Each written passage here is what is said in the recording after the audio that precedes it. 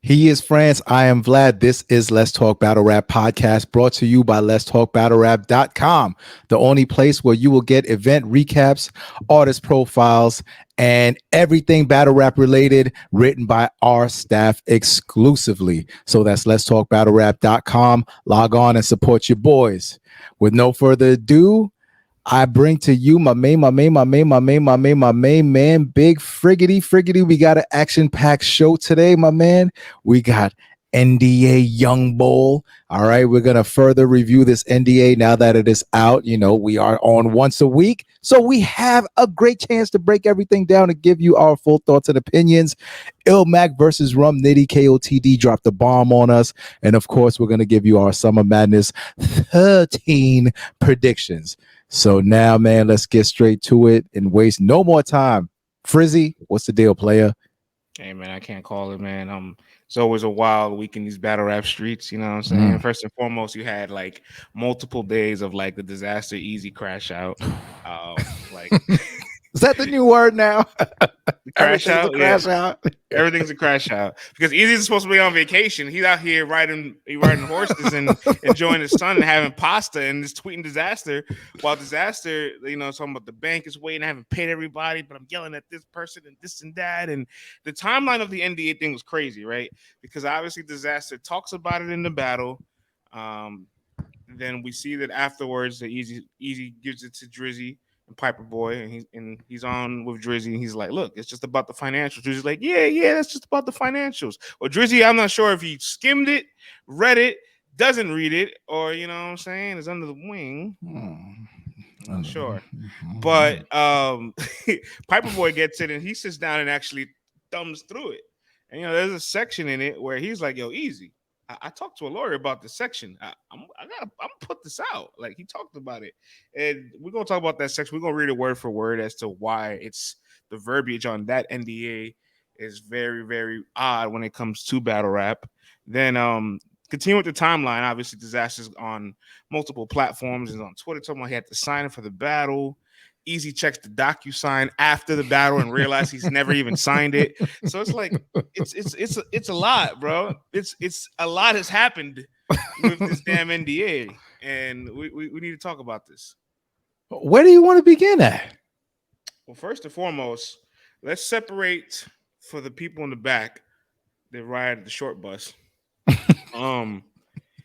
They're like, oh, there's NDAs and regular contracts too, and no, a clause in the contract and a specifically separate NDA are two different entities. And it's a reason why they're different entities. Don't tell me they serve the exact same purpose, because a lot of things in the realms of contracts and legality have very similar purposes with different verbiage for that exact reason, for that leverage and flexibility. Okay, everybody can say, "Oh, everybody turned into a lawyer now." Well, it's not that everybody turned into a lawyer. It's that we're college educated. We've dealt with contracts. We've read contracts. I understand how to read contracts.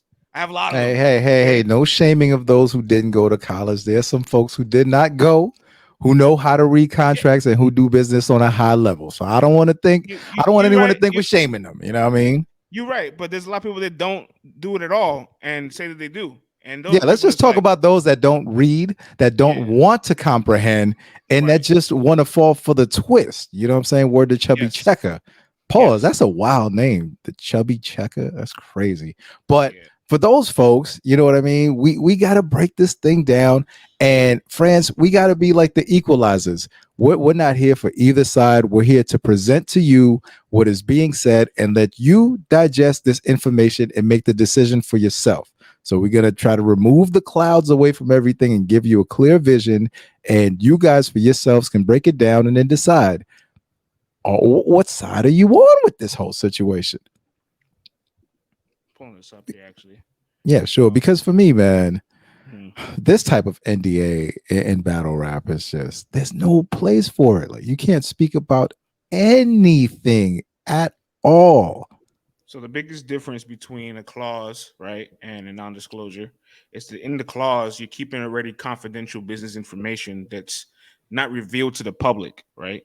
That's already inside of a contract. A non-disclosure agreement is a whole third-party separate agreement, a separate document that's making an agreement between you and this other entity that forbids the unauthorization of released sensitive information. And highlight those two words: not revealed information versus sensitive information. Sensitive information can be public, something that we could all know. Something that's not revealed, something that we don't know. Okay, we don't know how much you got. We don't know how much you got paid. We don't know where the venue's going to be. We don't know who's on the card. Don't reveal those things, right? But when you read this NDA and section, pulling up right now for you, section 2A has a whole list of things that relates to the personal life of the artist. The verbiage is basically telling you that you cannot talk about the following: personal life of the artist, family, relatives, which include, without limitations, personnel, matrimonial, family relationships, health, medical history, conditions, habits, residence, property, history, ideas, opinions, beliefs, and personal purchases. And then, staying on section 2, the last bottom of it actually is right here. In section D, it says, take any action or make any remarks concerning the artist, company, artist's family, or the confidential information that may harm or disparage artist's reputation or public image. Like, I don't know. I feel like I'm being gaslit. Like, I know what I'm reading here, right? Like, I'm not crazy, am I? No, you're not, sir. And this is, and remember last week when we did our show, we said, hey, listen, we don't know. We would love for Dizaster to put the NDA out. Well, guess what? We didn't have to wait for Dizaster to put the NDA out. Eazy put this NDA out. You know what I mean? So this is not something that's doctored. We can't say, oh, Diz put this out and we can't tell the authentication of this or whatever. This is straight from the man, straight from the bull, actually. So this is the NDA that he gave to Diz. And this verbiage is clearly a blanket to throw over any and everything. So I don't know if Eazy did not read this himself, or did they have a discussion and he says, hey, Diz, man, never mind that stuff on the top. I'm just really concerned about the business part, right? And I'm just playing this out. Let's say he says, yo, I know that there's this stuff on the top. Don't worry about it. You can say whatever you want. I ain't tripping. But this is just really for my business. I just copied and pasted this. Don't trip, Diz. Well, you could have copied and pasted and just deleted the top part too if you wanted to. You know what I mean? But so you have to know it's there. Like, there's no way that you don't know it's there unless you just didn't read it. You're just doing business, taking contracts, not reading them, sending them out to people. And it's like, yo, if you wanted to, you could then turn around and do whatever you want. This is what I don't like. It's kind of like saying, yo, France, man, I'll give you $12,000. And then at any given point in time, I could just come up in your house while you're going at work and just take it and go, nah, man, I chose to give it back. You know what I'm saying? Because I can do what I want to once these documents are signed. And it's like, this document is clearly saying that this man cannot say anything about anything, stuff that you buy. You know what I'm saying? Like your personal beliefs, all that stuff. Like, how are you supposed to battle this dude? Yeah. It's open-ended it's very vague and open-ended for a reason. So there's like, it covers all bases without necessarily saying it's covering all bases. Like, there's nothing specifically that we're saying that you can't speak on, but we're going to make it very general so that everything kind of falls into these categories of what's listed. Right. And then, the thing that you got to think about is business partners, all that stuff, people you're aligned with. Clearly, Remy Ma is his entertainment manager, and clearly he's the face of Chrome 23. Who's to say Diz has a round that's so viral that is going crazy that it causes TMZ and everybody to pick it up? So Remy could say, yo, man, I'm tied to this. I'm the person who is also, the business partner, that entity, whatever. If Diz signs this, that can be, put out there to like scrub this off the internet or whatever, or, sue Diz. I'm just saying, hypothetically, if Diz had a round that was so crazy, or if he pulled out some info or somehow found something that affected her, we now can censor rappers, with this kind of NDA. And it's like the censorship is, now we're talking like crazy. Battle rap shouldn't be censored unless there's an agreement between the two rappers. Like, I'll stay away from your kids, whatever, your deceased folks and stuff. I respect that. Cool. If you have that, person to person understanding, fantastic. But, limiting everything that I can talk about, potentially taking legal action against me, is just like, what kind of industry business is this? You know, like what's this is beyond industry. Like this is corporate tactics at this point. So I did do some homework, and I actually have a URL contract, and also that section that's been floating around. Where everybody's comparing the clause to the NDA, saying they're the same thing. I actually have that contract in front of me, so I can read you the two sections of their confidentiality non-disclosure clause. Not a separate non-disclosure form. See, the problem is everybody sees the word non-disclosure and all boxes it in the same thing, thinking it has the same definition when it's not. And so in the confidentiality clause, it says A, artist understands that in connection with engagement by the company services provider, artists may receive, produce, or otherwise be exposed to company's non-public, proprietary and confidential information concerning the company's trade secrets, business, proprietary, or technical information, including without limitation information that concerns the artist's fees, list, research, developments, financial information, including sales, cost, profits, pricing methods, marketing, software, hardware, firmware, and documentations of inventions, parental or not. Then there's section B. Artist acknowledges the confidential information in the company's sole exclusive extreme value property. According to artist, agrees to segregate all confidential information from information of other companies and agrees to not directly or indirectly produce or disclose any of the confidential information without the business prior's written consent to use the confidential information except as required to perform the artist services in pursuance of this agreement. So this is just about your performance. This is just about you not like saying the cost of what this is the actual the business part that we claim to have talked about in this other NDA. I barely seen anything about cost in this one. I took both NDAs and I I did the whole word scan. Let's see what verbiage is the same. Nothing was the same. Right. Yeah, man. I mean, it's completely different, and I think that we have to look at the big picture here. Is that there, even if he says, "Look, I'm not telling you can't say anything. You can say whatever you want to." That document, that if it's signed, is something that's now put into the battle rap atmosphere that can now change things forever. What if now people are saying, oh, if you want to battle him that bad, then, that's up to you if you want to sign it or whatever. But this is not the sport that we are. I'm not going to say sport, but this is not the art form that we all fell in love with. This is not, the purity of it. I mean, has been washed away for a long time. Now, if we start dictating what people can and cannot say, it just becomes ridiculous. And then, on top of that, man, salute to Three Letter Man, the OG. He's been doing this forever. I heard a clip on the Spaces, and it's like, okay, so now you want to silence three of all people.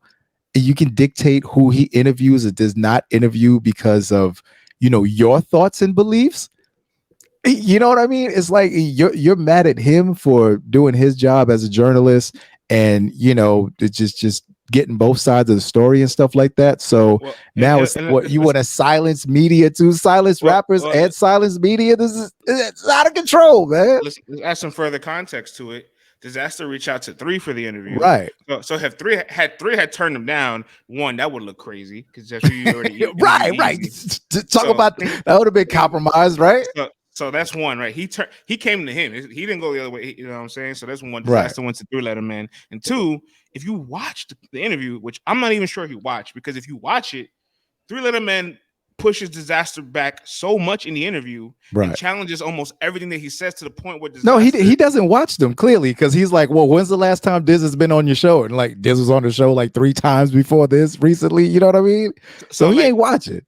I'm sure he didn't watch it because he gave Dizaster so much pushback to the point where Dizaster said, end quote, I'm not feeling this interview. I'm not having no more. I'm not having no more pushback from you. He literally said, "That's it. You have challenged me too much. I am not accepting any more pushback."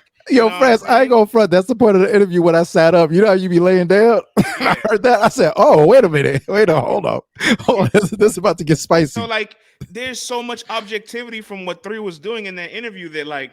You know what I'm saying? Even if you felt like, yo, if you want to be pro me or you and I are cool and I wouldn't expect you to do this, if you watch it, It almost looked like he's still very much in your favor from the way he pushed Dizaster back. I'm not saying he was. I'm just saying he was being so objective to the point that Dizaster was like, enough.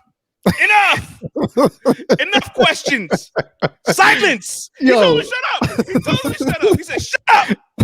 He did. Am I lying? He said that. 3 caught the meanest stray from Diz too. He got called a guest in the culture. Bruh, I'm like, all for you, Eazy. All for you, man. All for you. For you to chastise this legend in battle rap media on a public forum led by Averb. You know what I'm saying? You know what this does. You know how fickle oh man. I think this is the EHOV attacking my computer, friends. I gotta sign back in. Take over, brother. I'll be right back. Yeah, go ahead. And so, bruh, I'm just like, what would it look like if you tell the other party, no, I don't want to interview with you? It's one thing if you don't go reach out to them and you only reach out to one individual, you still could kind of look bad. But if Dizaster reached out to 3 for the interview, if 3 declined it, he would look extremely compromised. You know what I'm saying? And that's where like the idea of being compromised in battle rap media has always just blown me away, because it's like you guys consider the people that are pro a specific company to be the word compromised, and everybody that's not pro that company are the realist, not compromised with no filter. And in my opinion, I think you could be compromised in any facet, for an artist, for a league, for anything. You know what I'm saying? Vlad is back. Apologies, everyone. I'm back, man. Right. I'm talking about the idea of being compromised, right? And it's like, right. Let's call it what it is. Everybody thinks that in media that if you're pro a specific company, you are compromised, and if you're anti that company, you're the realest thing moving.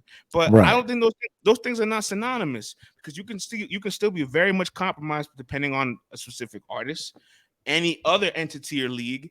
And in my opinion, the people that are most fair are the ones that provide objectivity across the board for everybody. It's fair smoke for everybody. Right, I have questions, critiques, and concerns for all of you. And honestly, if I'm cool with all the leagues, that doesn't make me compromise. You know what I'm saying? But I don't know. No, absolutely, man.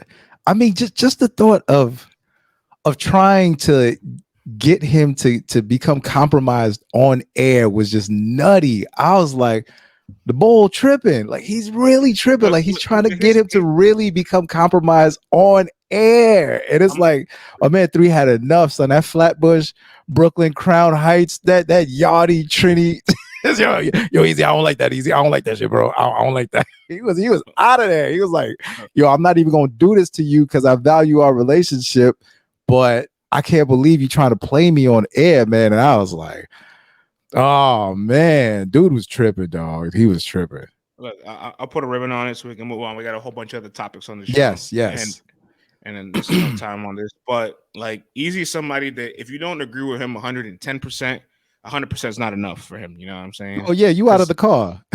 You have to be over the top in agreement with him. So like, anything that has any questions, any pushback, or any slight areas that you don't fully agree with, like he doesn't like that. And overall, the entire premise is strange, because it's like, despite us feeling the way we feel about this document, I actually still haven't won the battle. You know what I'm saying? Oh, wait a minute. Hold on. All right, let me get you. I want to apologize to everyone. I'm sorry for cutting you off so many times, friends. Speak. I'm going to put the microphone down. Pause. Look, at the end of the day, Dizaster is notorious for having a golden angle and fumbling it. This isn't the first time he's done it. You know what I'm saying? I love the round where he talks about it. I've always told you that prior to even reading the NDA. I love that fucking round, and I wish that he had just overall delivered the entire performance in that theme or in that bag. But I haven't winning it. But if you feel differently about it, I'm not mad at that. I think you can feel that way. I'm not mad at it. Friends, listen. When Big K battled Adi Boom, right? You and I had this discussion. No. Oh, yeah. I'm not going to T-Rex myself, right? Yeah. Before we found out that it was actually true that Adi Boom was a cooperator, right?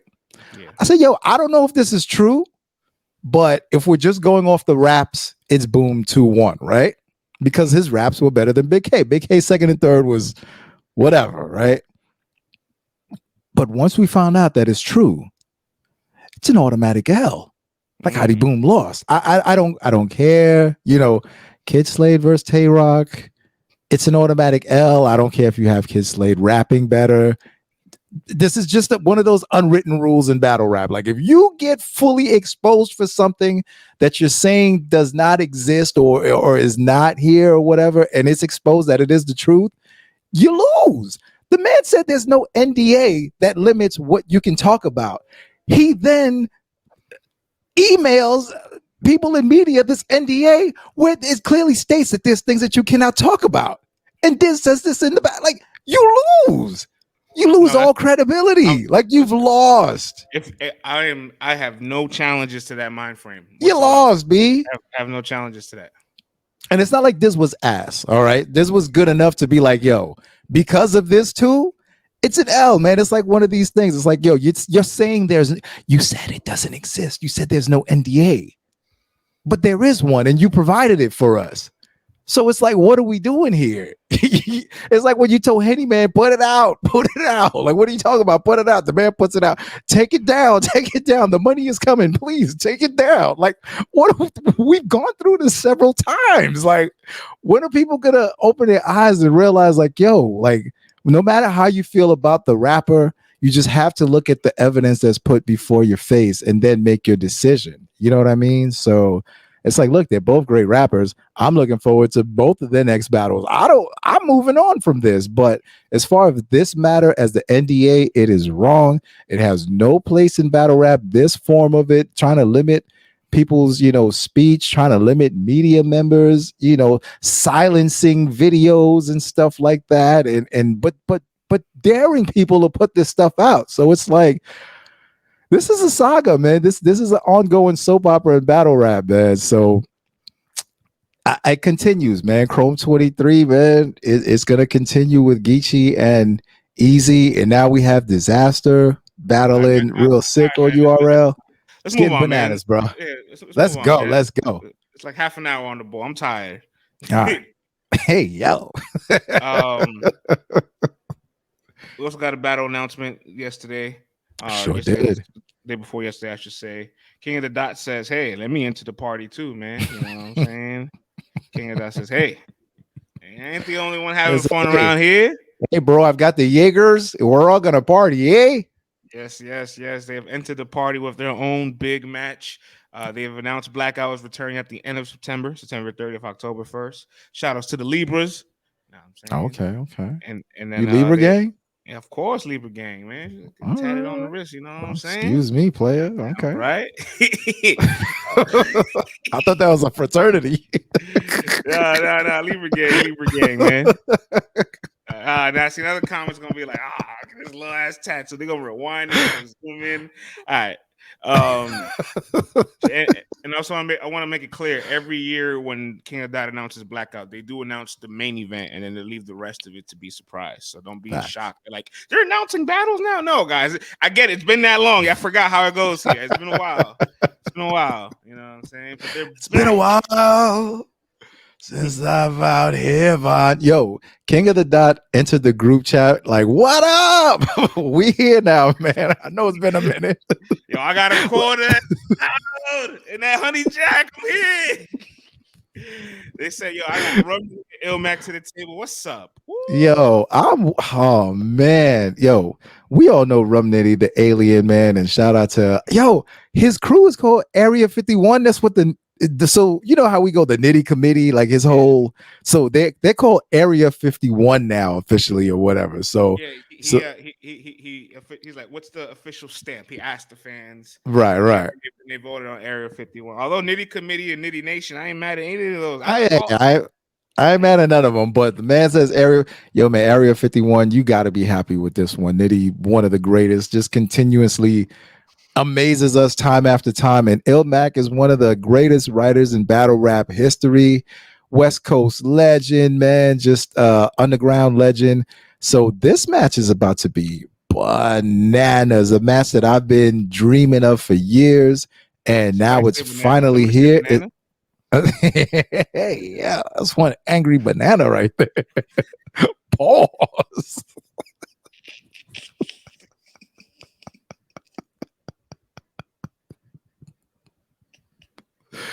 Oh man. Yeah. Yeah, man. So this match is about to get crazy, man. Salute to King of the Dot. This is a great way to set off the first announcement. And as you guys, if you don't know what's going to happen next, is they're just going to announce name after name after name after name. And then when the event happens, they're going to announce the matches right then and there. So it'll be a big old wheel that spins and then bam, this name versus that name. So it's a exciting, event. And if you trust the King of the Dot brand and you've known how the Blackouts have been in the past, you're usually pretty happy with the matchup. So to announce this as the main event, we'll probably get a co-main event announced too, and then the rest of the stuff will drop. And then it's about to be on fire, man. It's gonna be a 2-day joint. So 2 days. They're probably gonna announce a Saturday and Sunday main events and leave the rest all scattered. Yeah. And I'm not gonna lie, I just want to say this: after this year, I want 2-day battle rap, Saturday and Sunday battle rap, to cease to exist. That's enough. Why is that? You got to expound. Why is that? It's just too much, man. It's too much. All right. I'm working J Small to the bone. All right. You know what I'm saying? I'm making him write everything. I'm like, hey, Small, I ain't writing none of these recaps. Here's 30 of them. Enjoy. You know what I'm saying? Like, I can't keep doing this to him. Like, this rookie hazing is almost over. Yeah, right, man. Oh, we gonna have to get back to work after this, man. Yeah, Jeez, so Louise. You know what I'm saying? Thinking back to like the band legacy and all that, like all that shit is amazing and all that, but it's a lot of battle rap, man. I'm worn out after that, yo. You feel me? So I would love for that era to come to an end real soon as a whole. I ain't gonna lie, just give me one amazing event. If you're gonna give me a second day, like, can you make it more appetizer? Like, can you make it more like, all right, let's get to a few of these and let's go? Like, nah. I don't know, man. It never holds the same. But I ain't gonna lie though, the energy in the Pat Stay event, they definitely held that for 2 days. But it's rare that you get the same energy for both days on 2-day events. But this is what it is, man. They gotta do what they gotta do. And I don't just mean it's for King of the Dot. I mean it's for everybody. You all right? Right? Yeah. Always be out. Everybody doing whole full weekends, like, bruh. Yo, what battle rapped out, man? We old heads at this point in the game. So this is for like the 21-year-old, 22-year-old, no kids, no spouse. Oh, 3 days of battle rap. Yeah, I'm there. Like driving down 10 hours. That's for those guys, man, and those gals. Let them have a function down there. But for me, give me one event, man. I'm tapping out. Feel me? I'll catch the replays in the morning. Feel me? And so Nitty's got an interesting month and a half for himself here. He's got Amin on Summer Madness, which we're going to talk about shortly. He's got Jazz and Rapper the following week, and then 3 weeks after that, or 4 weeks after that, whichever, a couple weeks after that, he's got illmac. So it's a nice little run for the Cody. You know what I'm saying? Getting that back to school check, man. That's a good point. Damn, what's these Jordans cost? Oh man, that's a good point. I like the idea of him and Geechee saying, "Hold up, man. Yeah, I think we still not the best out here." You know what I'm saying? EFB ain't playing no games, but then you got Av headlining Summer Madness too. So EFB's really out here, man. They're trying to be dynastic. They're trying to be like thumping hard, man. It's like when the Warriors after KD left, and it's like, all right, those years are over, and they're like, we'll be back. We'll be back. Just need to get Clay back. Making a nice little resurgence now, so I like it. Yeah, a little breather, man. They got a little second win there. So, but KOTD doing it, man. Yes, they are. They are. And so Rum Nitty is battling illmac Jazz, but it starts with Ace. Ace Amin versus Rum Nitty was announced on Summer Madness. The promo worked, Vlad. The promo ended up working. Thank goodness, man. Otherwise, these guys would have been discouraged from ever promoting again, man. Because you got this guy Rum to come out and shoot four promotional videos. Come on, man. This guy never does this. So the fact that it worked is going to be encouraging to other battle rappers to say, yo, maybe I should give this a try too. So I'm really hoping that encourages people to get creative, to get out there and start filming stuff and really push the promo, man, because it only elevates the game when you do that. It just gets more people talking about positive things, possible matchups, not the nonsense so much. You know what I'm saying? So salute to those guys, man, for making it happen. And salute to URL for, going, okay, they're promoing. The fans seem to be receptive. Let's keep Nitty in rotation. and, you know, let's get this battle out here. Give Ace a shot. If it works, maybe we can sneak another one through on a big stage. You know what I mean? So Nitty wants the match. That's what's most important. So, you know, he's going to be motivated to bring some quality material and not just a match that he's taking for the check. If he's this committed to promoting for it, I can't imagine how committed he is to this writing for this battle. Like, that's what I'm thinking about. I love the idea that just how this match got like presented to the world and it manifested itself onto Summer Madness. Because obviously, when you say Nitty's name, people want him to battle God tier names, Mook Lux, Calico. They throw Verb's name in it. They want him to keep battling people upon that echelon so that he can continue to collect all the stones left in the game, right? Collect the last 7 Chaos Emeralds available out there in the world for himself. What Chaos Emeralds? What galaxy is that? It's a Sonic reference. Sonic the Hedgehog? Yeah. Okay, all right, okay. All right. Listen, I had Sega Genesis. I know, man. I know. Knock the Sonic rings out of Ninja, right? Yeah, you feel me? You know a thing or two. And so when those matches kind of weren't available, and he told the world, like, look, I want those battles. They gotta say yes. I can't control that. And I ain't trying to miss Summer Madness for a 3rd year in a row. Ace is worthy of a shot. People were like, and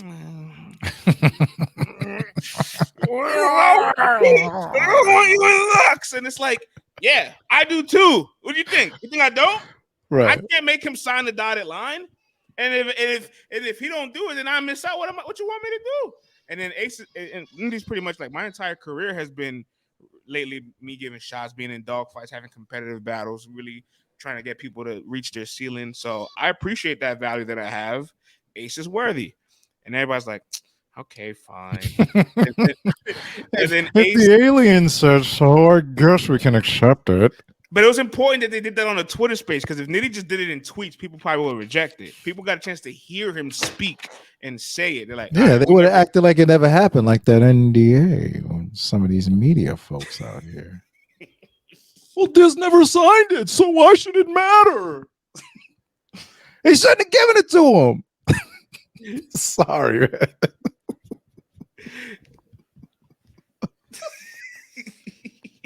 Oh, I should have went that way. My bad. Let's try that again. You ready? Get out the park. Go ahead. Oh, man. And then Ace obviously creates the promo videos and skits with Nitty, and everybody's like, oh, okay, I like this. I never seen this before from Nitty. I've never seen this side of the alien before. Alien. The best part about being somebody that doesn't promo is that your threshold is so low that when you do something, forget about it. You know what I'm saying? You know, that's why I've always said, like, he's got it really good because he doesn't have to be on spaces every single day like somebody across the world. You know what I'm saying? Again. Yeah. Again. And then when the Summer Madness card's announced and their battle's not on it, everybody's like, well, where's Rum and Ace? Where's Rum and Ace? You took this from me. Where is it, URL? Huh? And then I'm like, oh, look at this, man. A match that I didn't want, that marketed itself, was left out, and now it's in demand. I think it's incredible. Yeah, man. Shout out to them guys, man. Once again. Yo, when the hell did they shoot these clips together at? Like, what? The Ace just was randomly in Arizona or something, and they shot some stuff. The hell was going on? I don't know. However they got it done, they got it done. You know? Look at France talking like, oh no, that's me. He's looking like you in an interrogation room or something. Take it easy, Tony Montana. Fam. Baby snaps alley. Oh, I'm wearing the wrong colors. I can't do that. Take it easy. Take it easy, Custer. Hey, yo, watch your mouth.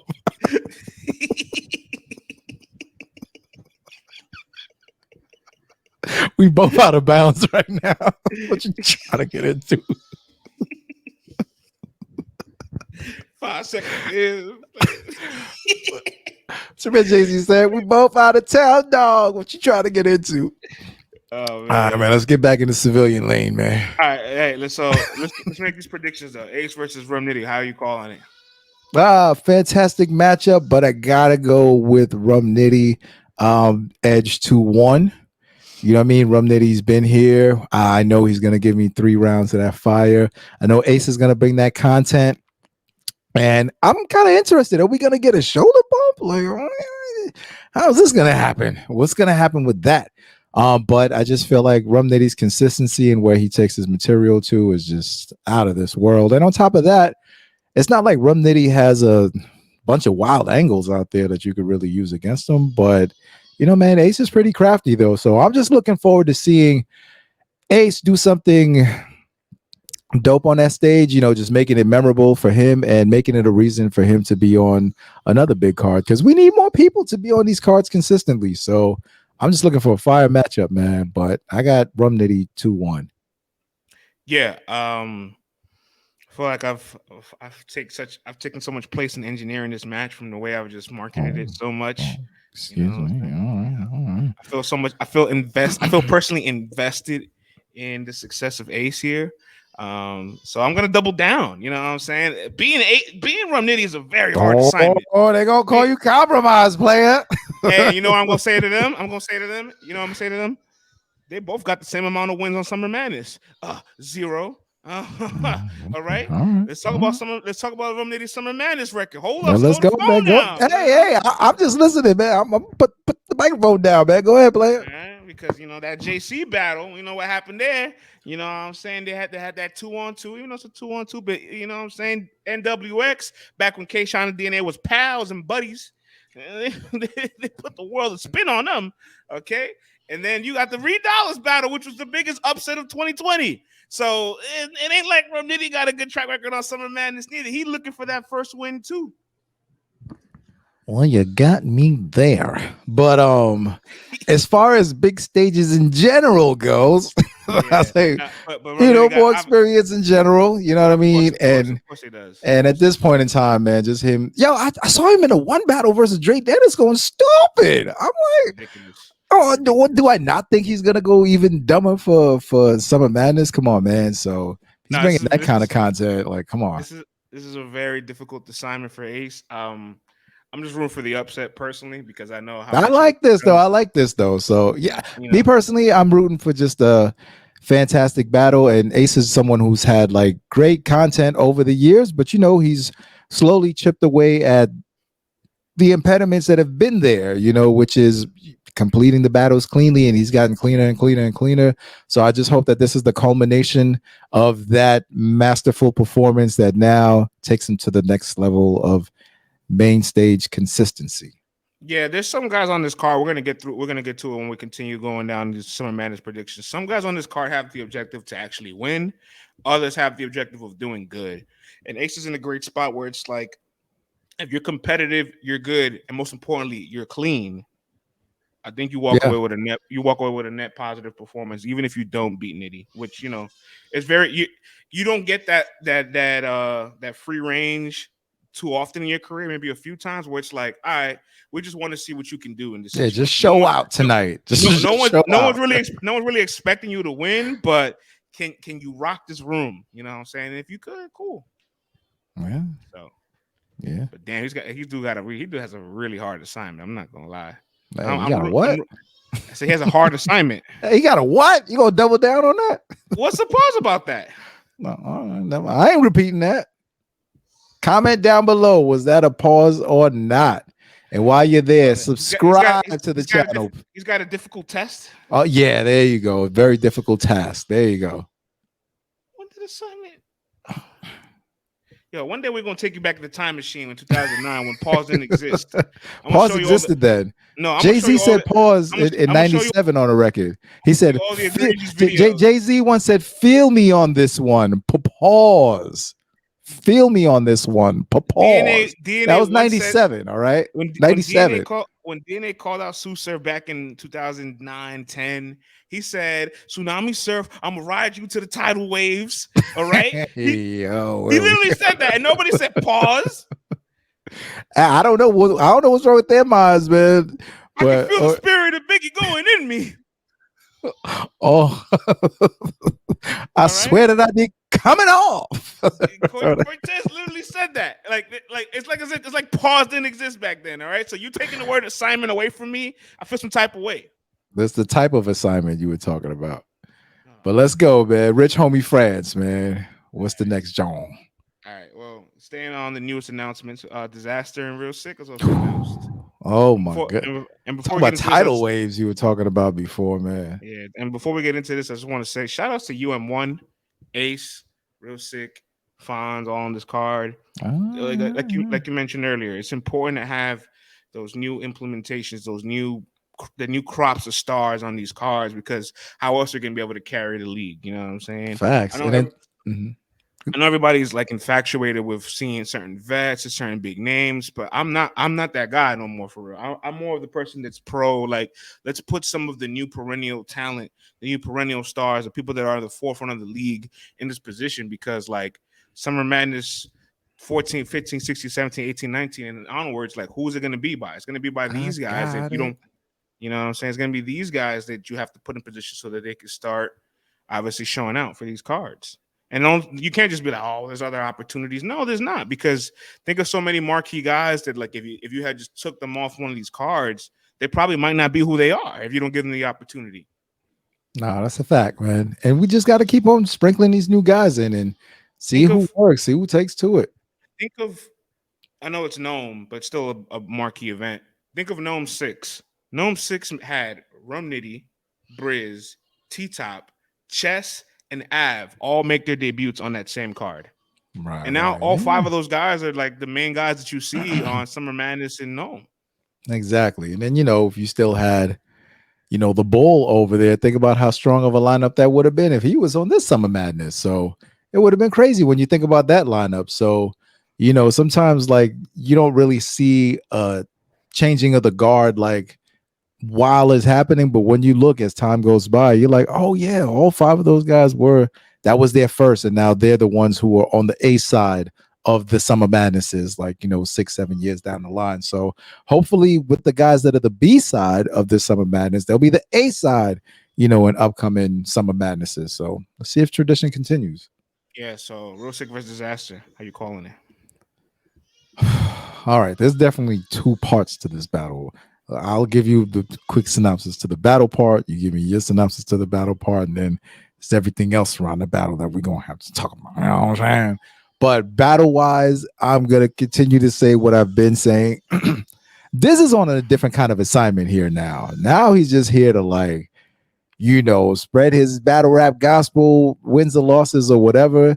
He's going to try to leave you with some kind of message or something, or try to, impact the part of the battle rap world that hasn't necessarily been impacted yet as far as spreading battle raps. Yes, the whole thing is, yeah, he battles these foreign guys and loses, but yeah, he might do that. But what happens is there's an open market now there for battle rap. So whoever wants to go battle in Russia, because of this, you will be open with welcome arms. You know what I'm saying? You go down to Mexico, doors get open.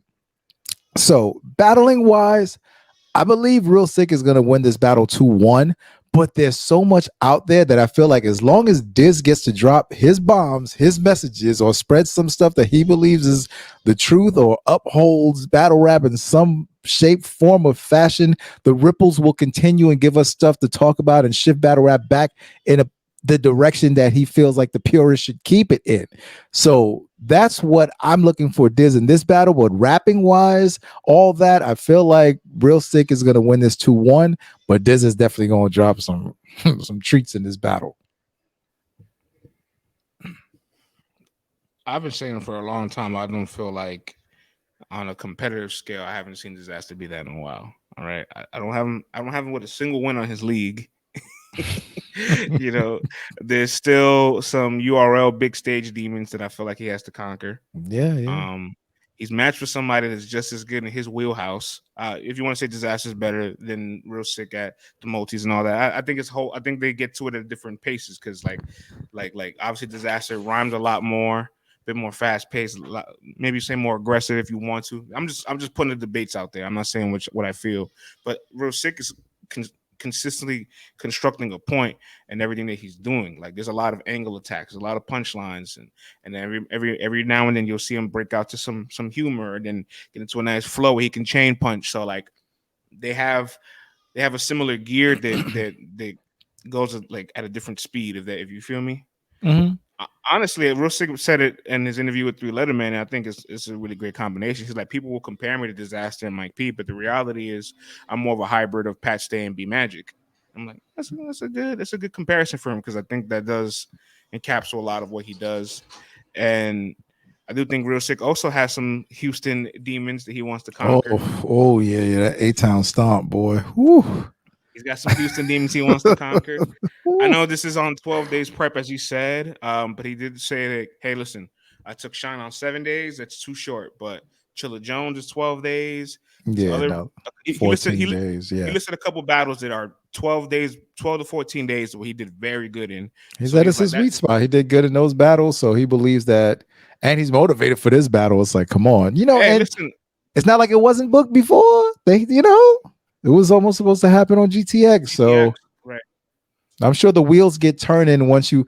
It's like for a rapper like Real Sikh, as busy as he is doing his his musical projects and all those endeavors. If you thinking you're kind of locked in for Diz, the wheels already start turning. You may not have sketched out the painting or whatever, but you figured out what colors you're gonna use, where my brush is, which type of tapestry I'm gonna use. So you kind of have a sense of maybe where you want to go. So it's not like he's caught randomly out of the blue and just has to prepare like, oh, I only got 12 days. So this has been on his mind. He already knows. So I think this is going to be fire performance from Real Sikh. I'm just waiting for what's this going to say. There's an anticipation there this time. Like if this NDA thing didn't happen and everything transpired and this was announced, I can see it going a whole other way, friends. I can see, certain sector in battle rap has a difficult time, tuning into Diz's frequency, but now it's like the man has things that he can say about people of interest that people want to hear about. So I feel like this is the first time the Dizaster is stepping onto a URL stage where the ears are like, okay, what's up? What we talking about? So this is why I have a huge anticipation for this battle, because what is this going to talk about? And I know my man Real Sikh is going to be fantastic. So I'm here, man.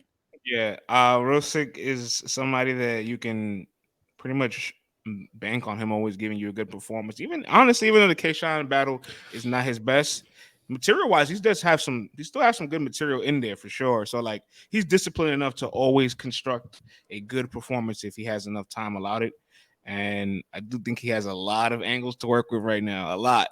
And he also just kind of understands the language of how people on URL want to hear you more than Dizaster. Right. That's what I'm saying. Like the frequency, like Real Sikh, his frequency is tuned in a lot bit more to URL. He's been there. He's been on the stage with Pat Stay, for crying out loud, in URL. You know what I mean? So it's like you've got a KOTD grind time, style rapper one of the gods of this thing, and you battle him on URL. So it's like facing Diz. Even yes, he is Diz, but what I'm saying is that this is a similar situation. So Real Sikh can adapt to this and feel comfortable going into this battle. But yes, he does have tons of angles to use. And Diz got a lot of stuff he's got to say too. And considering that, somebody, another league across the street, got an event the following week.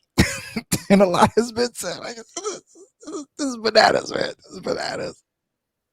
Yeah. What do you think, man? Come on, man. What do you think, man? I see that cheesy smile. What's up, big dog? Dizaster being like the heel face for like ARP and RB and like hashtagging Summer Madness while doing so was not something on my bingo card.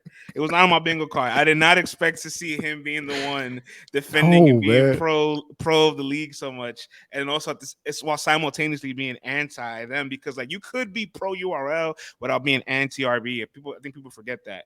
But he's guns a blazing. He's out here calling him a sucker. You know what I'm saying? He's calling him a baseless idiot. Like, oh my god! I was just like, whoa, what is it? Like? Not to mention the accusations of him and one of the rappers on the card. Like, hello, and it's crazy because like there's nobody right now to really wave the URL flag. You know what I'm saying? Now that you like also lost. Now that you kind of now that you like lost Verb, like because Verb Swamp. If Verb and Swamp was booked, Verb would definitely. You know right. Of course, of course. But now he's over there, and now it's like you got two of the most like superstar Mount Rushmore talents that are also very delusional, but can market the fuck out of an event, and they're very polarizing. Are now on the opposite spectrums defending two leagues that you did not think they would be defending this year. It's crazy. It's kind of crazy. It's wild, man. Like it is wild. I did not see this happening. Dizaster waving the URL flag, and all of a sudden now it's like, oh man, Summer Madness might have taken the lead. I don't know. This might be better. I'm like, yo, relax, everyone. Just let the cards play out, and see what happens. But France, man, I ain't see this transpiring, dog. This is bananas, man. It is kind of ill. I'm not gonna lie. I'm entertained. Oh, and then I love how other conspiracy theorists go, URL must have called Diz and tell Diz, screw that Real Sikh battle. We'll pay you for that. Go and get Eazy the Block Captain, right? Make him battle you. But while you make him battle you, make him give you NDA that says you can't speak about anything, other than him selling narcotics in the past, right? And then on top of that, don't sign it, right? So that you can alleviate yourself of any headaches of potentially getting sued. And then after that, I need you on top of that to really like just get at ARP. Just really call him everything under the bus. Just throw him under the bus. And then we're gonna announce your battle versus Real Sikh. That's how we're gonna do this, Diz. Are you down? Like this is how people believe this all played out. Yeah, but the thing is, like, enough has happened for them to just kind of feel that it's true. Enough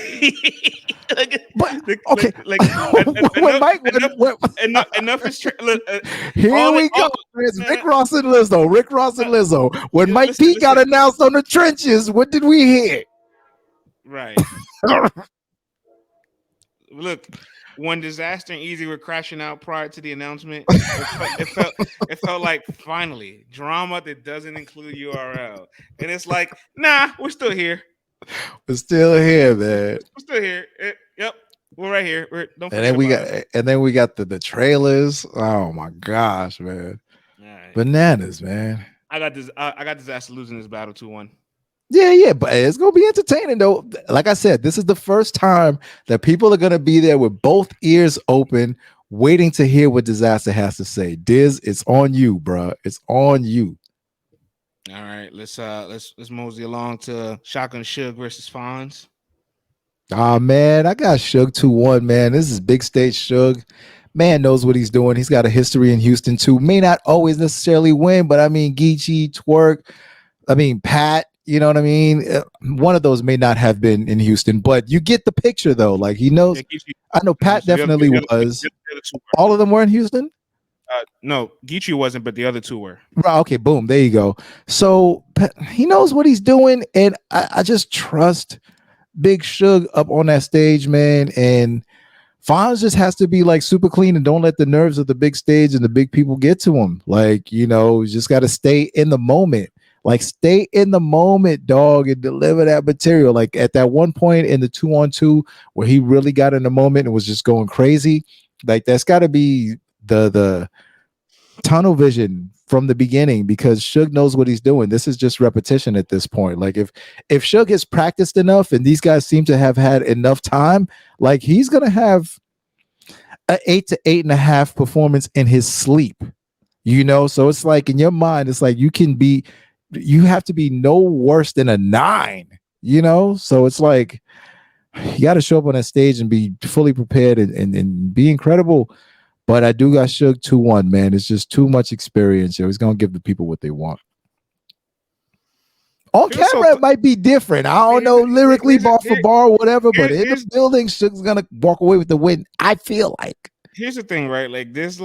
There's two battles. This battle in the DNA and Jerry Wess.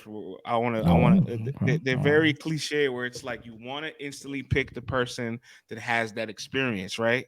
But it almost feels like it's just too easy. It's like it can't be. It can't be just right there for me for the taking, right?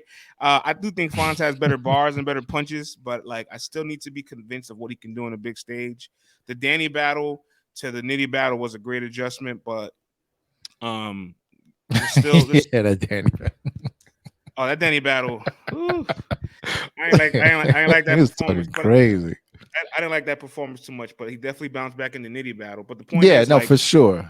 The point is, like, I'm still weary of what he can really do on that stage, on that big stage. Even though I feel like he's supposed to be made for it. Honestly, like Fonz should be the person. He's a big puncher. Yes, he should be. He should be the one made for that stage. You know what I'm saying? And I love what Suge does on a big stage. Obviously, the chess battle. Personally, you and I talk about this. We love his Kid Slay performance. We love that battle from him. Yeah. Out the gate, he was going crazy. Yeah, so, like there's moments where it's just like, damn, how are you going to manage this avalanche that Suge is going to bring to you? But also, the same token, can Suge sustain it? That's the real question. Can he sustain that momentum the entire way through? Also, going into this battle, he doesn't have the same momentum as he did going into Summer Madness last year. Because going into Summer Madness last year, obviously, drugs, stumbles, then with the chess battle, it looked like he was unguardable. It looked like he was unstoppable. Like there was nothing you could do to just like mess with him. And now it's a little different. Now the momentum isn't the same, but I don't know. I'm kind of like, like, you know, this one of those two battles, I'm just like, it ain't gonna go the way I'm thinking it's gonna go in my head. I just don't know which one is the one. You know what I'm saying? And they're both very hard guys to pick against in that moment. So, well, I'll tell you what, I never pick against DNA when it comes to someone who has less years in the game than he does. Like, I mean, it doesn't really work out for you to do that. You know, like he's just too much of a professional. It's just like he's dedicated his life to this and says, I will not let you win because this is what I do, you know. Look, it could get really, really ugly for Fonz up there. And it's a very difficult task. But damn, you know, I'm gonna just double down, man. I'm going with you on 1 for the win. I'm going Fonz 2-1 for the upset. All right, okay. So okay, we got a couple different picks for this SM joint. So this is gonna be a fun recap, man. I'm going with the let me ask you, we're gonna go to DNA and Jerry Wess. Who's more likely to pull the upset, Fonz or Jerry Wess? I'm thinking Fonz because we've seen Suge on some Black Ice before, you know what I'm saying? So I'm just kind of like, I don't even want to put that energy in the air, but if I had to pick one more likely of an upset, I would say is Fonz, because I've just seen that maneuver been pulled on Suge a time or two, you know. Look, so this is I feel like this is low key make or break for Fonz. Make or break season. Lie. For Fonz, it is. I feel like it low key is. You know what I'm saying? Like, because if he has a performance like similar to the Danny performance, or he just gets completely steamrolled by Suge, like I feel like it's gonna really put a damper on how we view him as a big stage battler. But it's also a moment where he can catapult himself and be like, "Nah, this is the guy you got to keep on every gnome in Summer Madness." So it's either you propel yourself to stay on known as Summer Madness, or they shoot you back down to mid-room madness, where it's just mid-sized room madness. I know it was a 2-on-2, but you know that gnome impact. That joint was rough, man. I ain't like what I seen. I ain't like it. It was rough. He had a highlight. You know, he had a little run in that battle, but overall though, and that's the thing too. It's like in these type of this is like the Roman Coliseum. There's no time to warm up the crowd. Like them gladiators in the past, soon as they step out, people go crazy. They're like, yo, I need to entertain you from beginning to end. Like, there's no taking your time. Oh, I messed up. I swung my sword the wrong way. No, man, we want to be entertained from beginning to end, damn it. Like, you better be chopping off lions' heads and attacking all sorts of wild animals. Like, this is like two grizzly bears in the forest, like fighting. This is what it should be on that stage anyway. You know what I mean? So bring it, Av. Bring it, man. Av, Fonz. I'm sorry. Oh man, all them big fellas. I'm all confused, man. They all look alike. All right, big, tall, and black. They all look alike, man. DNA and Jerry Wess. Oh man, we just spoke about this, man. DNA. DNA is just conditioned to just say I'm not gonna lose, and then like people just they fight him. It's a valiant effort, but he's just too conditioned, man. He's just I don't bet against him, dog. I don't even know how. I can't even tell you what I think he's gonna do too well. He's gonna break down his style. He's gonna have some scamming bars. He's gonna have some, current event bars, all that stuff, and he's gonna get in the flow pockets. We get all that. And Jerry Wess is gonna have some dope stuff too. He's gonna have a prop or something over the PA system. But it's just DNA does not lose battles. I'm not betting against DNA. Yeah, Jerry's just gonna put on a show. Yeah, I don't think I'm betting against DNA neither. And Jerry is one of the people that's in a good spot where he just has to put on the show. I do think if he has if they have like a battle of the night or a really good performance, he's also walking away with a net positive. But after watching that face off, I don't normally like to change my predictions after face offs because I know like they're all just a whole separate entity from the battle. But I definitely was like, Jerry been studying. Like you can see it. Like he talked a lot about what DNA does, what's successful. He was breaking a lot of things down. Then he started doing a whole like, yo, DNA, you didn't say this about me. You didn't say this. You didn't say that. And DNA would have answered none of his questions. It was almost like talking to Averb. You know what I'm saying? Like, and I'm just like, oh, hold up, Jerry. I think Jerry might have figured a thing or two out here. And it's just hard to bank on his creativity because it could be so creative that it could also fall flat.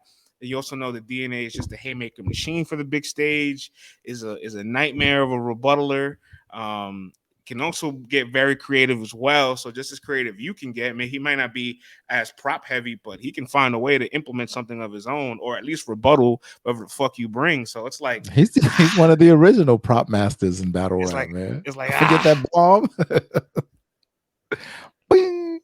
Yeah, sorry, bro. I ain't bet against that man. Yeah, I don't think I am neither, but I was intrigued. I was definitely intrigued. You know what I'm saying? Yeah. I was very interested. But I will say this too. When you look at Jerry Wess's landscape since 2020, right?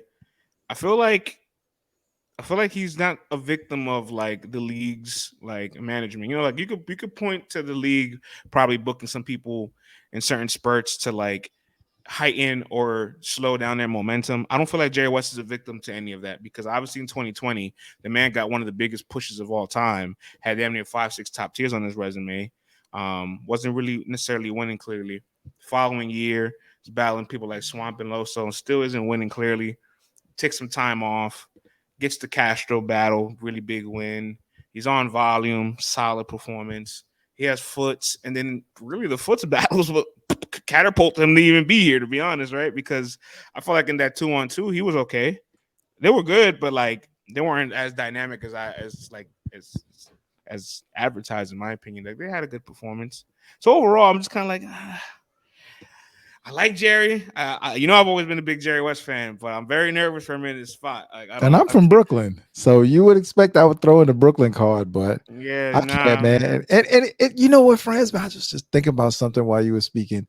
The fact that I'm saying that all Jerry has to do is just put on a good performance, like that's not fair to everybody. You know what I mean? Like, but it's human nature, and I guess people get graded differently. You know what I mean? I guess it's just what I'm looking for from him. I think when people are making their debuts on these kind of cards versus somebody's very experienced that has damn near been on these cards 3, 4, 5, 6, 7 times, like you're expecting there to be a gap. That's why there's such a gap in the predictions for a lot of like our Twitter polls, or you hear what people in media or the fans are saying, that there's a reason why there's that gap. It's showing respect to the person that has conquered this level multiple times versus the person that's this is their first time. We have no clue what to expect. In the same token, because we have no clue what to expect, they have this very special fact that's worth betting on, and it's this: you can't replicate hunger. You know what I'm saying? Like, it's a different level of motivation of staying consistent or holding the throne as opposed to trying to get the throne. You know what I'm saying? Yeah. Like that level of hunger for my Summer Madness debut, I only get that once. I only get that once in my entire career because you only make a debut once. And so you don't know what kind of level of performance Jerry's going to bring because it's his first time, but you know what to expect from DNA. So you're saying, do I want to go with the unknown? That his ceiling might be much higher than I projected it to be. He's going to outbattle him that night, or do I go with the short thing? You know, sure thing. Yeah, sure thing, man. DNA 2-1. Yeah. Woo! Good luck, Jerry Wess. Mr. West. Wake up, Mr. West. All right. We got also T-Top and John. Friends, T-Top cannot go 0 for 3 in Houston, dog. I'm sorry, man. He can't have another flopperoonie in Houston. Just for that simple fact alone, man. I'm gonna go with T-Top 2-1 with the edge. You know, he's gonna bring that little extra humorous level, the storytelling capabilities, and just, you know, switch things up on John the Don. You know, I just have a feeling that T-Top has to avenge the H-Town haunting that he's been going through. He cannot go 0 for 3 like this. Just the battle rap universe just will not allow him to, and he will edge John the Don. And what I feel will be an entertaining battle. You know, it's a battle that when announced, I had some trepidations about, because I'm like, these guys are like bosom buddies, man. Like, I get it, everyone in battle rap is cool, but it was like, really? But, you know, I feel like these two can, you know, put the friendship aside and at least give us like a competitive battle, whereas it's a match of the wits of words. I'm not looking for any exposés or any shocking video clips or anything like that in this battle. But, you know, with all that being said, T-Top cannot go 0 for 3 in H-Town. He's going to avenge this. T-Top 2-1 versus John the Don. Yeah, I actually got John winning this battle. Oh, man. I can't wait for this recap. Yeah, this is good. I'm glad. This is good. Oh, man. Okay. All right. All right. Why do you have Jean Zidane? I know you're betting against the trend of T-Top in Houston, but I'm actually betting on the trend. I think I don't know if he's going to be able just to conquer these Houston demons. Like, you've experienced that shit twice. All right, twice. And after that, you were like, I'm never rapping in Houston again. You know what I'm saying? Yeah. I guess the check was good enough. You have an opponent. You feel like, all right, maybe this person can't get as crazy on me like the other two guys. You know what I'm saying? Because John might not be as explosive as TAY ROC or Ill Will, but they're both extremely tactical. So I love the level of strategy they both implement in their performance. So this is going to be a real chess match. This is going to really be about who presents the right angles a certain way. And I do think, although John prior to like the Gnome Impact battle, it was kind of slipping a little bit, you know what I'm saying? Like the Chef Trez battle, the debatable battle, you could argue he lost it. Obviously the Surf battle, the Will battle, the Shoddy Horror battle. Like, you could point to a handful of battles where it just wasn't really looking too good for John. And I feel like he's slowly finding back his momentum, obviously, from that 2-on-2 at DNA. Felt really good on the stage. A win against Jay Mills, take it for what it's worth. I just feel like he's finding back that consistency, and he's somebody that's like, yo, put some respect on my name. I have 8 Summer Madness appearances, all right? 8 of them things. 8, all right? I ain't get 8 for no reason. 8 is a lot. 8 is enough. You feel me? Did you get that reference, France? You ain't get that reference, did you? I didn't get it. This is one of those I'm old categories, man. It's an old TV show. It's all good. 8 is Yeah. So I thought, you know, we could have a young old connection there, but just made me feel old. That's it. Okay. Sure. Yes. Okay. This is how I feel when you talk about the Pokemons and all that stuff. And I be like, yeah, cool story, bro. No, I just pulled it up. Okay, yeah. Okay. I actually have seen this. He's like, oh, it's in black and white. What's going on here? No, I remember It's this so now. Yes. grainy. Yeah. Did you need pliers and aluminum foil to watch this? Bruh, it's just before the 80s. Well, yeah, crazy. Yeah, so I don't know. I trust John's methodical, strategic approach a little bit more than T Top's. So Really? But T I Top think is. so. I Listen, don't know, man. John got some Houston demons too, and don't get it twisted. And you go back to watch that surf battle. I think this always when people kind of lose these battles clearly.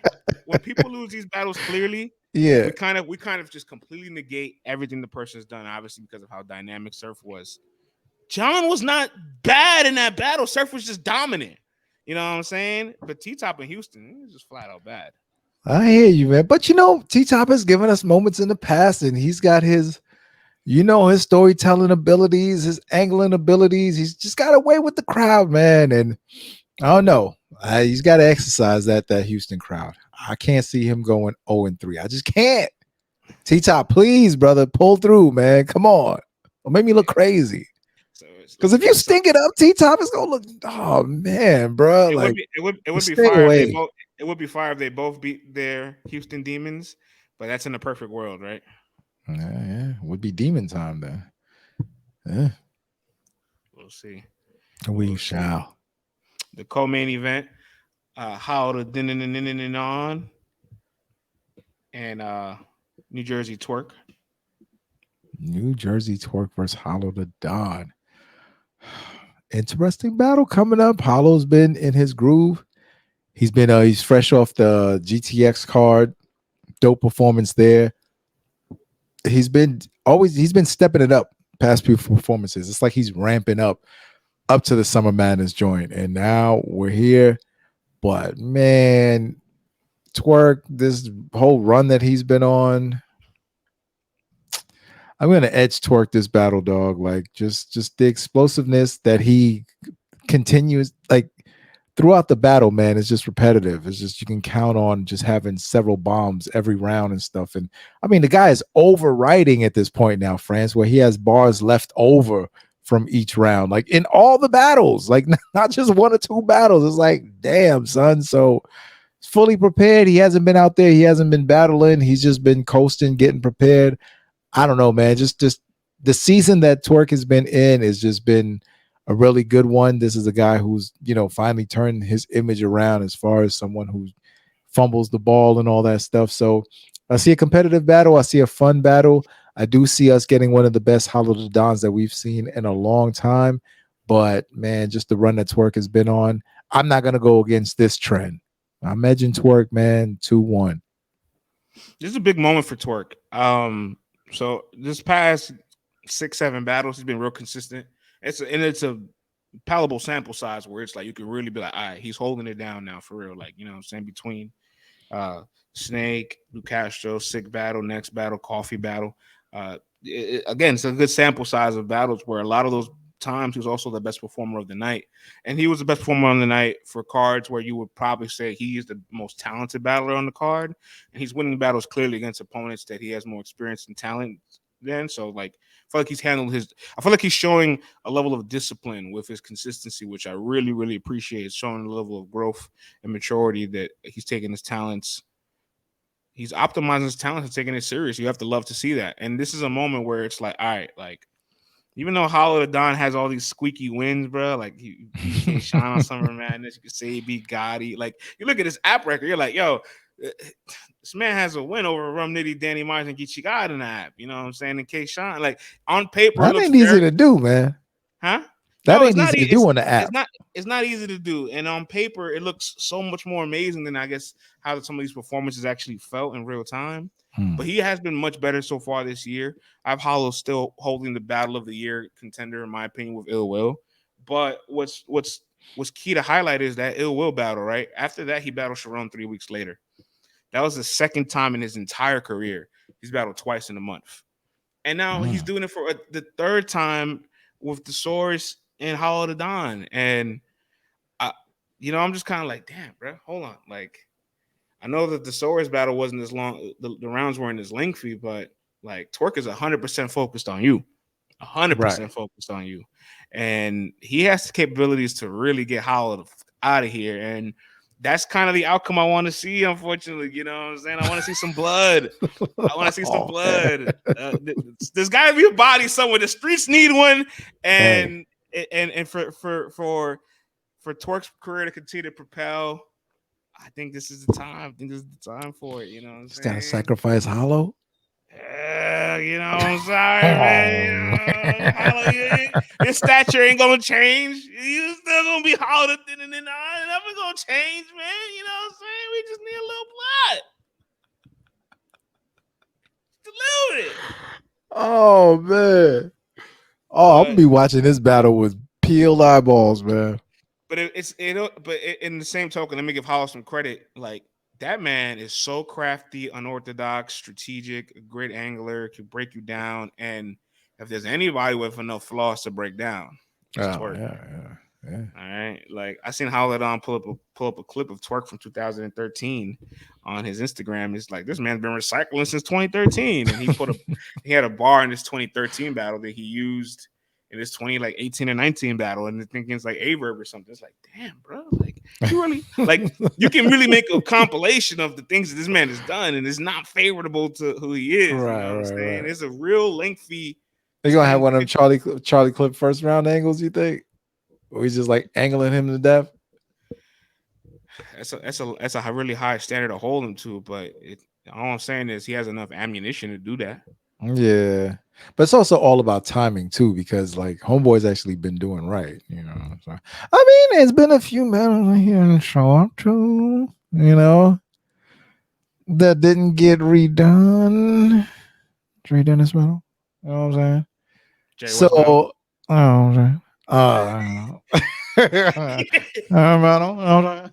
so things have happened. It's still happening, you know, but when he gets the major shots, and we all like Averb said, man, long as you hit the game winners, you can miss all the free throws. So he's been hitting the game winners. But man, to bloody up Hollow the Don's gonna be a tough task, man. Hollow's too crafty, man. He's like a wiry vet. Like, you're not gonna really a wily vet. You're not gonna really bloody him up like that, but it's gonna be a fun fight though. It's I ain't see Hollow die in a long time, man. Last time he died by consensus of the community was Math. Right. Can we keep it real? You and I talked about this. The Hollow fans no, he not want to be there, but the Hollow fans try to act like that battle didn't happen. Remember that time I was arguing with a Hollow? What battle? Right. I know. That's what battle? I was debating with the super Hollow fan. And this isn't against Hollow. This is just the fans. Yeah. And he's just like, name a time he's lost clearly in the last 10 years. I'm like, Math? And they go, right. But name another one. What? You under the impression there was none. They don't count that battle, man. What about the DNA battle? That exists in the world too. All right? LOM Mafia don't count them battles, man. I'm saying, so like, he kind of been getting away with it. And I'm tired of getting away with it. You know what I'm saying? I need that bloodshed. Listen, man. You gotta stay neutral, bro. You gotta stay neutral. I'm making a pick. I want blood. Oh, snap. It's gonna be a dangerous world where we start wanting to see people die in battles. Word, man. But battle's gonna be dope though. Nah, it's gonna be a very, very interesting match. This is a legacy battle. This is a GOAT. Mount Rushmore candidate. Love the fact that Hollow's still showing this much longevity in the game. Like I said earlier, battle of the year contender so far this year. If he had main event this battle, he would have main event on RB, GTX, King of the Dot, and URL. You know, that would have been crazy. That would have been fucking crazy. And you just gotta respect and love what Hollow's still doing in the game. So obviously, me saying all this, take it lightly. You know what I'm saying? I just want to really see Twork have that Summer Madness moment, because he hasn't been on Summer Madness in 5 years. Wow, that's nuts. 5 years? 4 years. He hasn't been on. So this year he broke his Gnome streak because he was on Gnome for 5 years. He was on Summer Madness for 4 years. So he missed out on a lot. He's missed out on a lot. It's time to catch up, brother. There you go. Last but not least. Yes, TAY ROC and Avenue. TAY ROC and Ave. Av going last in the evening.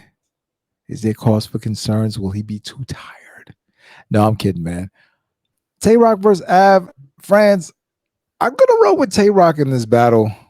Tay Roc has been bringing the heat all year round. I was kind of joking about Ab going last and stuff like that, but I do have some concerns about that because if it's in his mind, like I said, man, what was it, a couple of weeks ago we did on the show? So I'm going to keep the same energy. If that's in the back of your mind, it's not in the back of Tay Roc's mind. And even though Ab is the more lyrical of the two, I'd say the more punch heavy of the two, Tay Roc's going to go in there fearless, man. He's faced everything already. Like, everything that could have been said to Tay Roc has been said to Tay Roc already. Now, granted, it hasn't been from a guy that was in his crew, which that can definitely take an effect. But we've seen Tay Roc face everything under the sun, and he's still, flourishing. He's still thriving. He's the number one guy. So it's like, is it something where it's like too little, too late? Where, Av, man, it might be too late for, whatever angles and stuff like that you're going to say to take effect. But, I say that to say this, no, because if it lands, it lands. If it hits, it hits, so no angle is too old to talk about. But Tay Roc's consistency, the explosiveness, the closing out battles and stuff like that, closing out events, he's not worried about that.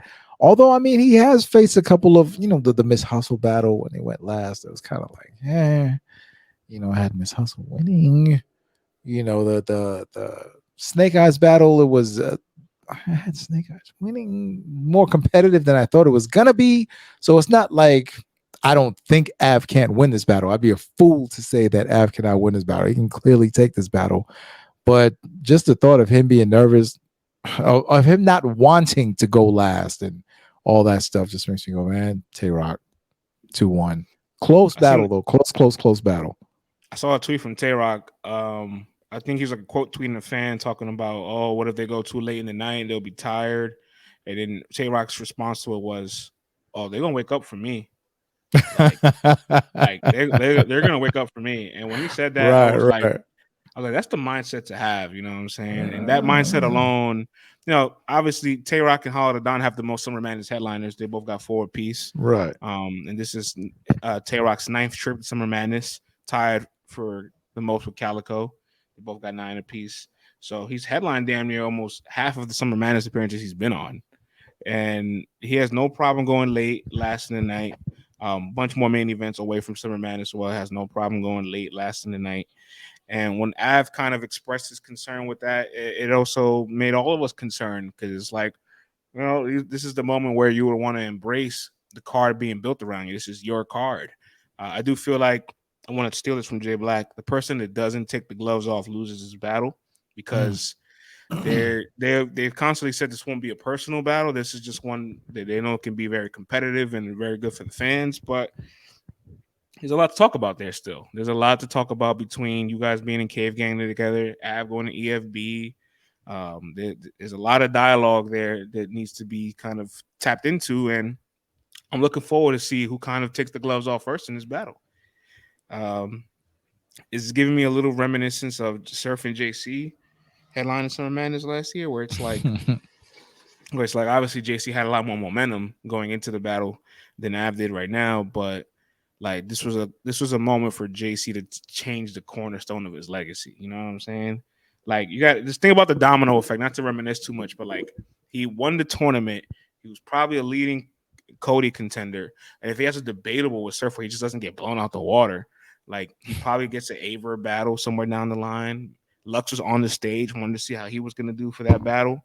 He probably could have been Cody. Like, his entire legacy changed that night, bro.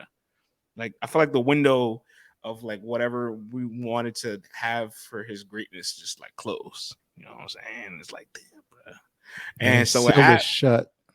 And then with Av, it's like, bro, this is kind of the same.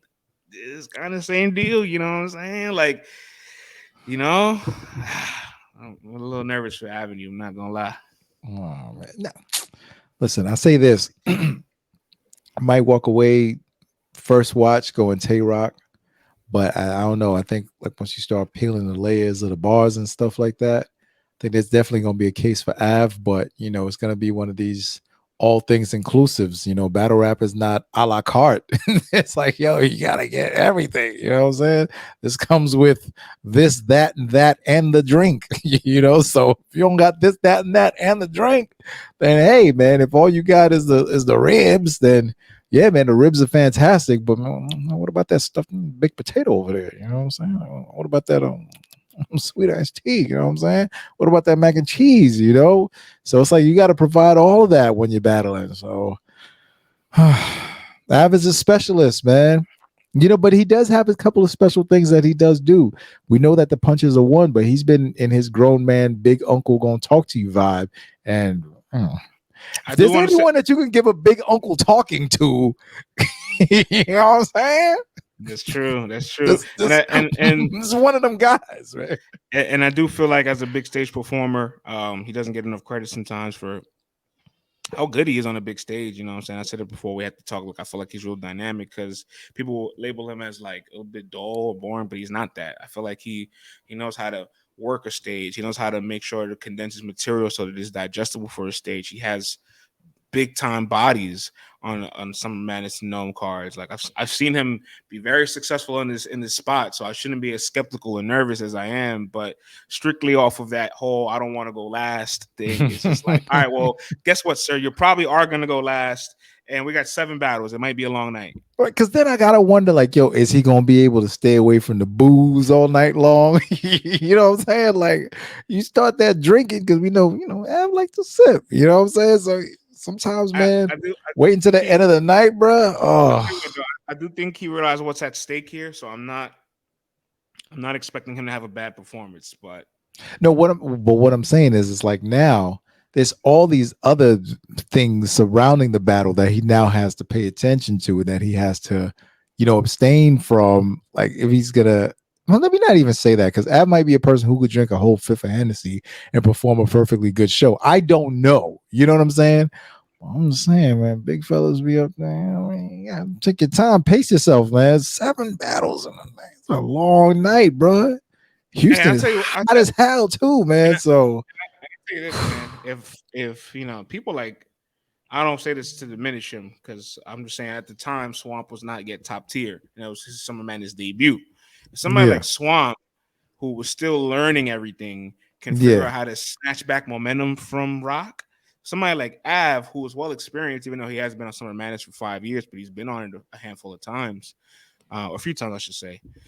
And he's been on Gnome a handful of times. So when you add all those big stages up as a whole, you had more experience going into this battle than Swamp did. You should know how to snatch the momentum back. You should know what to do. You know what I'm saying? You can look at his like battles with like Chess, Arsenal, Math, and be like, yo, these are the versions of Av that if he shows up, he's gonna have a very competitive, good battle with TAY ROC. You know what I'm saying?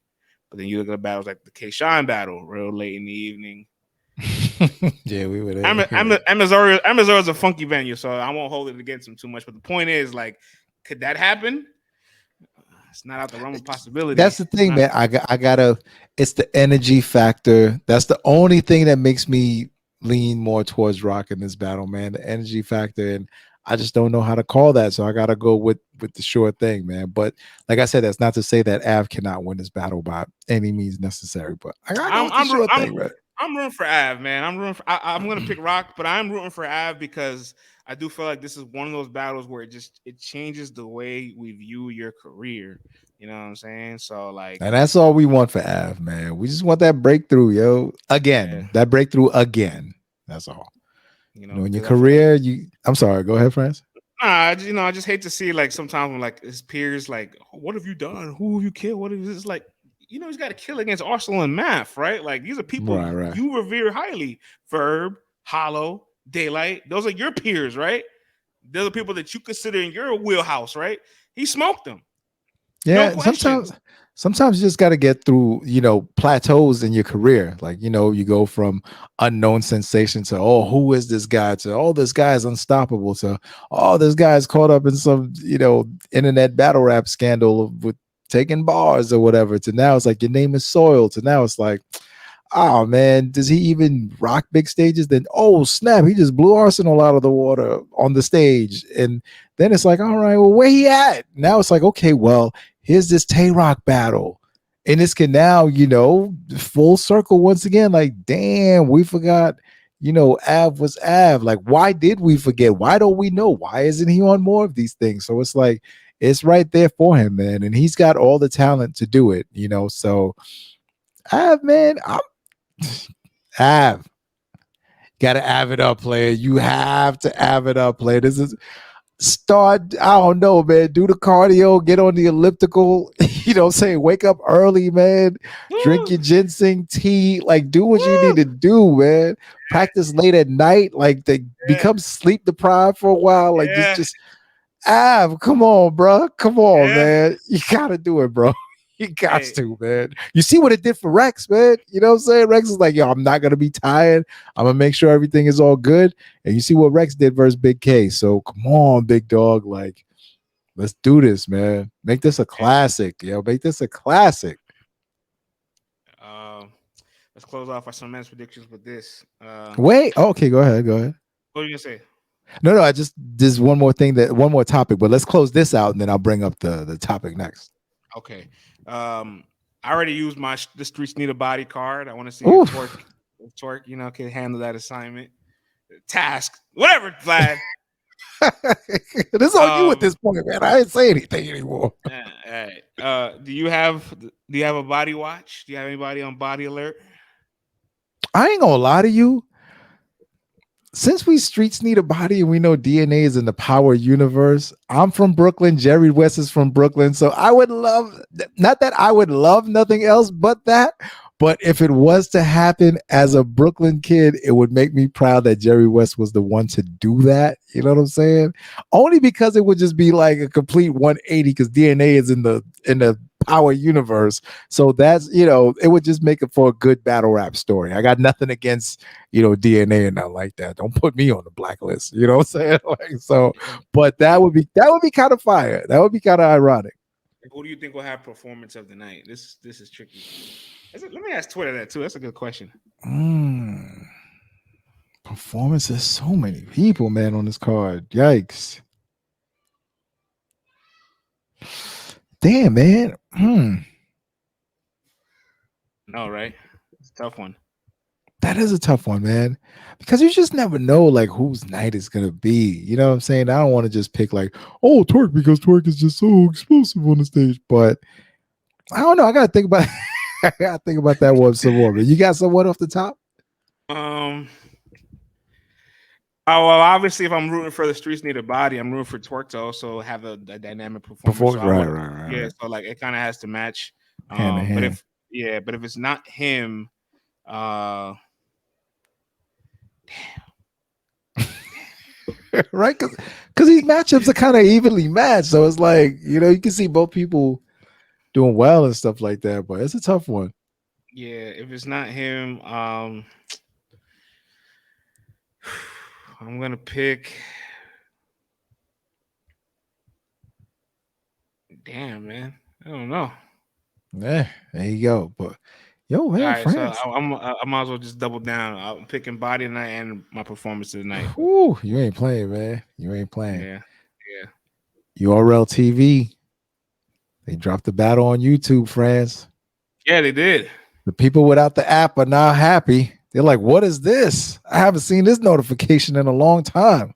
They dropped who? Rum Nitty versus Fonz? Fonz.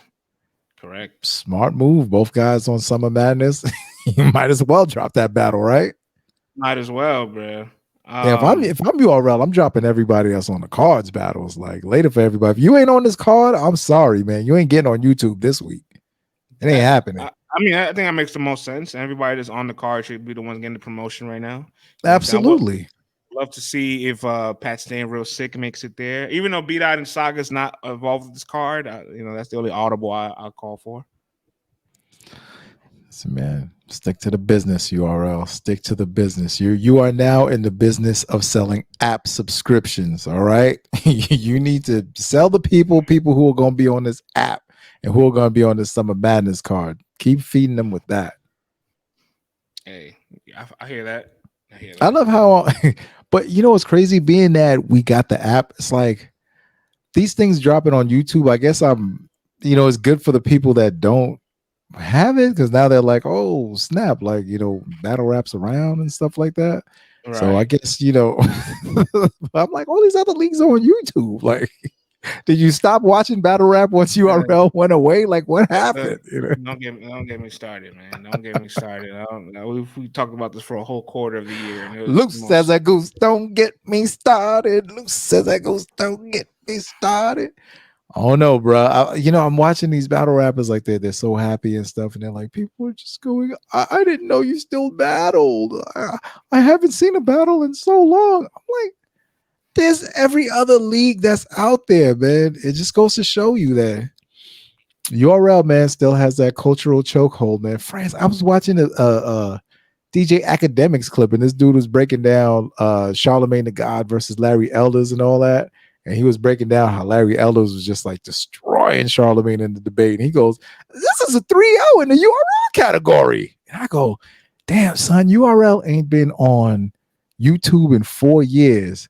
Like Academics could have went 3-0 in the RBE category. You know what I'm saying? Chrome 23 80 category, but he broke out the league that ain't been on YouTube in 4 years. And that's like, man, they give these people a taste that are just like been only URL addicts and stuff like that who went away because they went away.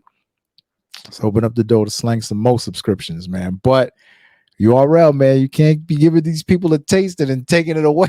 Giving them a taste and taking it away. Giving them a taste and taking it away. Can't be teasing them like that, man. Pause. You're going to have to figure out some kind of a system that's going to work for both parties because, people going to be like, yo, what's up? We back. We hyped. And then you're like, oh, buy the app. See you in 9 months, suckers, for another week of battles. You know what I'm saying? So, I think there needs to be like just consistent highlights from the events. Obviously, there's no shame in getting some highlights and clips on the YouTube, and I guess making it somewhere down the line, maybe performance incentive wise. I'm just throwing suggestions because now you look at this past UFC fight that just happened this past weekend. Sterling versus Sean O'Malley. Sean O'Malley is this white ball. They've been pushing Vlad. You know what I'm saying? He made it through. He made it through the contender series. So he kind of like made it through like their version of like a tournament or the ranking Crucible up, right? joint. Yeah. Something in that nature, right? He made it through UM. and so he was the underdog to this brother. His name's Yeah. Sterling, right? And Okay. Sterling's more experienced. Let's go, Sterling. Yeah. What's up, Sterling? Yeah. Sean O'Malley knocks him out in the second round. You know what I'm saying? And let me tell you, the TD Garden's going crazy. The Boston fans is going crazy. The macadamias. Of course, the Boston fans were going crazy. The macadamias in the building losing their mind. And bruh, let me tell you something. You know what the UFC did? The very next day, they dropped the fight on YouTube to push him. I'm not gonna lie, Vlad. I took my coupe off for a minute. I was like, but they had dropped it as Sterling one? Hell no, are you crazy? Get this on the app. They dropped this 6 months from now. Oh, I gotta show you this. What's it do with the green hair, right? You talking about that dude? Yeah. He's got I saw him on the timeline. I was like, I don't know what's going on here. Yo, hold on. Yo, everybody in TD Garden had afros, like oh wigs. my! Of course they would in Boston, man. Of course.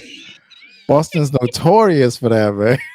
And so they dropped this fight on YouTube the next day, and I'm just like, oh, that's it. We're here. We're getting the push. UFC is wild, yo. Their owner could do whatever he wants. He can do whatever he wants. He's like, this dude beats up the brada. All of a sudden, it's on YouTube for free to watch. This is where I wish you could just have a time machine, just go back in time, change something. Because I would love to see if Sterling won. Would there be? Hell no! Are you crazy? It would have been on the app of an app. You got the Fight Pass? Now you got to get the UFC Plus Extra Ultra Fight Pass just to watch this one battle. Nah, but the point I'm getting at is how Sean obviously won and they put the YouTube drop. Yeah. I think maybe URL could find a way to implement that. Maybe. Yeah, I mean, listen, man, they're going to have to, because I do feel like, yes, you know, money wise, financially, smart thing to do is to have an app, get a piece of your loyal fan base that you know is going to pay that, you know, monthly. But there is such a thing as like public perception, and sometimes you could lose foot space in that race. So, you know, you do got to remind people like, yo, we're still out here. We know that we're still, when it comes, it's like, you know, diapers. Like diapers are diapers. A lot of people go Pampers. You know, Pampers is the name of the brand, not the actual product. Kleenex is the name of the brand, not, you know, the paper towel and stuff like that. So with URL, it's like battle rap URL, battle rap URL. But, you know, sometimes it's like you do want your presence in the streets to still be felt. You know what I mean? It's like the guy in the street who used to roll around with the big Benz all the time, all the flashy jewelry. You got the 1.5 million channel, right? You got to do something. You know what I mean? It's like the guy who used to floss around town, and then he's like, "All right, I'm gonna switch up my game," and then he doesn't floss, and then the streets are like, "Yo, is he the same dude or whatever?" And sometimes you got to come back and floss and remind cats, like, "Yo, I'm still doing well. I'm still the man. I still got product out here moving." Like, it's still, you know, sometimes you got to show up and remind folks, and I feel like URL kind of sort of has to do that, and it only helps raise the profile of the artists that they're pushing. So if you want to do this continuously, you know, clean out your old library little by little, or like you say, do it strategically. If you got artists that are going to be on, you know, big events coming up, you can find a battle that you feel like, all right, I could throw that out there for them. It only helps, it helps hand in hand. It keeps people interested in what you're doing currently, you know, and it helps bring new people to be interested in what you're doing currently. Because the ones that got the app know what you did already and know what you're doing. The ones that don't have it and are clueless, they're not going to be interested in getting it if they don't even know that you're having battles. Like, that's crazy. Yeah. Allegedly, they don't know they're having battles, but all the bloggers only talk about, you know what I'm saying? So. Leave it be. I'm tired of this topic, man. I've seen I'm trying the to way beat you out again, man. listen. I've seen the way. You're doing good, friends. You're doing good. You're doing good at ignoring that topic. You're doing good, player. I appreciate you. You the man.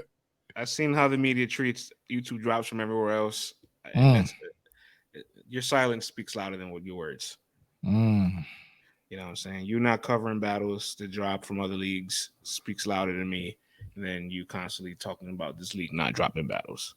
So facts. You know what I'm saying? Because it's very easy to just ignore things and just focus on something when you really want to, but you don't. Oh yeah, just like Diz not signing the NDA is a bigger story to some bloggers than Eazy actually handing out the NDA. You know? See, the problem with Diz is that there was too many crash out. Listen. Let's focus on the one that's true. That's all we need to focus on. I got 4 tickets in one hit. I agree with you. The problem was he gave too much to the attention span for people to diverge to. Like, I can pivot and talk about this and not this.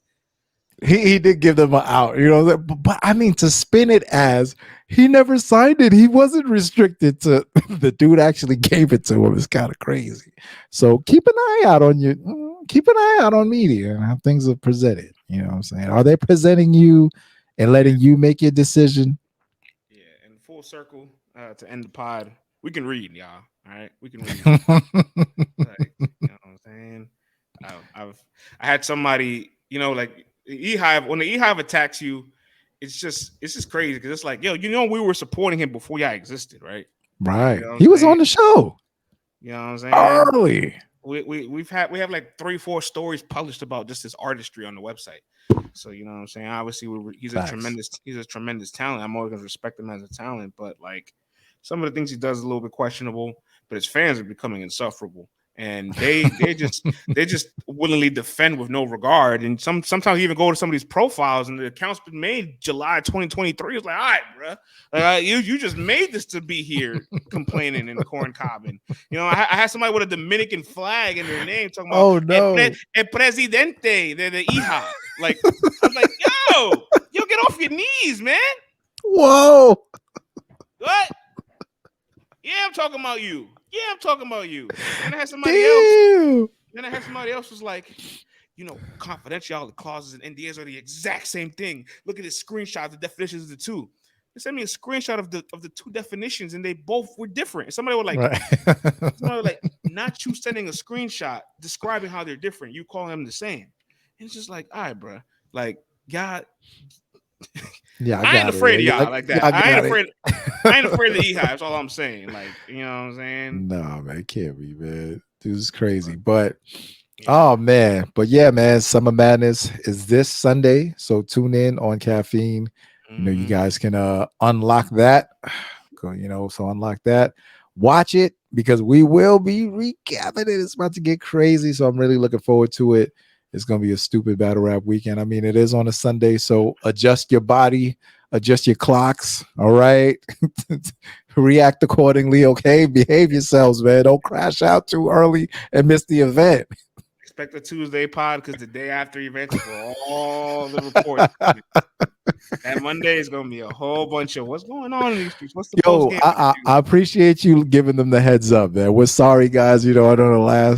Is it Monday? Is it Tuesday? What are they doing? These guys can't keep to a schedule. Those people. So, we're giving you a heads up, man. Expect next week's show to drop on a Tuesday. But as always, man, we thank you all for rocking with us. We appreciate the support all the time, man. You guys supporting Let's Talk BattleRap.com and supporting the Twitter and Instagram at LTBR Podcast. So stay tuned to what we're doing, man. Tap in. There's so much that's going to be going on. We're going to have you covered. So until next time, next Tuesday, y'all, we're going to be back next Tuesday. Until then, peace.